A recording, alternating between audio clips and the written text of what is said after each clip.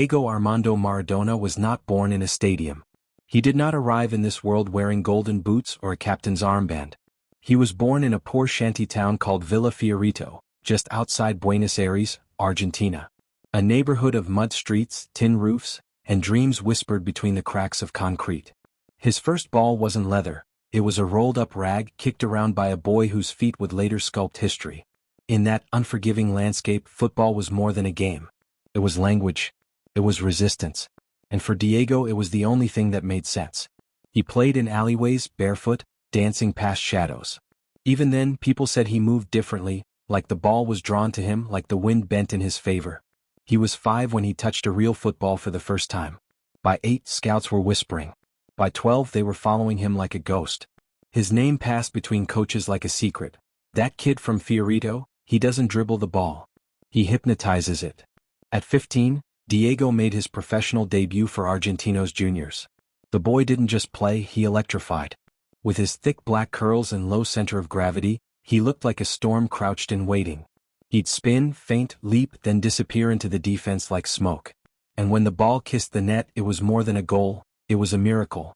Argentina watched. Argentina believed. By 1982, Diego was world famous. He had played for Boca Juniors, the heartbeat of Buenos Aires, and then crossed the ocean to join FC Barcelona in Spain. There, the world met him, truly met him. But it was not a smooth welcome. In Barcelona, he dazzled, yes, but he also suffered. Brutal tackles, political disputes, a broken ankle, isolation. He was too wild for their system. Too raw. Too human. Spain wasn't ready. But Napoli was. Napoli. The southern Italian city forgotten by power and mocked by the north. Naples saw in Maradona what the world often missed. Not just a footballer but a savior. And when Diego stepped into the Stadio San Paolo in 1984, it wasn't a transfer. It was a coronation. They say Maradona didn't just play for Napoli, he became Napoli. In a city starved for pride, he became their sun, their hope, their fury. With him they defied the north. With him they sang. And in 1987, Napoli won their first ever Serie A title. The streets erupted for weeks. Mothers wept. Fathers danced. Children kissed murals of Diego painted on crumbling walls. He was no longer just a man. He was myth. But no story of Diego is complete without 1986, the World Cup in Mexico. It was not just a tournament. It was a stage, and Maradona stood center like a gladiator. Argentina faced England in the quarterfinals, a match drenched in tension, just 4 years after the Falklands War. The world watched. History waited. Then, in the 51st minute, the miracle, or the crime. A high ball floated toward the English box. Maradona rose, smaller than the defenders around him, and punched it into the net. The referee missed it. The crowd erupted. The hand of God, he later called it. Was it a cheat? A rebellion? A divine joke? Perhaps all three. But it was Diego, raw, unapologetic, chaotic. 4 minutes later, he scored again. But this time no tricks. Just genius. He picked the ball up in his own half, turned and ran. 10 seconds. 60 yards.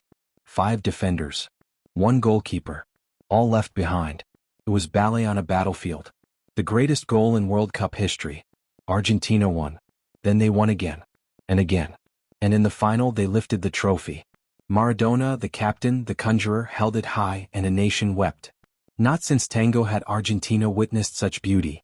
Not since Evita had a single figure united rich and poor, north and south, young and old. But glory is heavy. And Diego carried it alone. After Mexico the lights never dimmed, but the shadows grew. Be at TM at N. May 12, 2025, 1:11 p.m. In Naples he reigned like a king. But the pressure cracked his soul. He fell into addiction, tangled in fame, haunted by expectation. Cocaine became his escape. So did late-night parties, dangerous friends, and whispers of scandal. The same press that once crowned him now hunted him. In 1991 he failed a drug test and was banned from football. When he left Naples, it was like a god abandoning Olympus.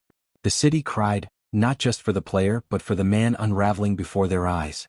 He tried to return. He played in Spain again, in Argentina, even in the United States. But the magic flickered. The genius was still there, yes, but buried beneath layers of pain, weight, and memory.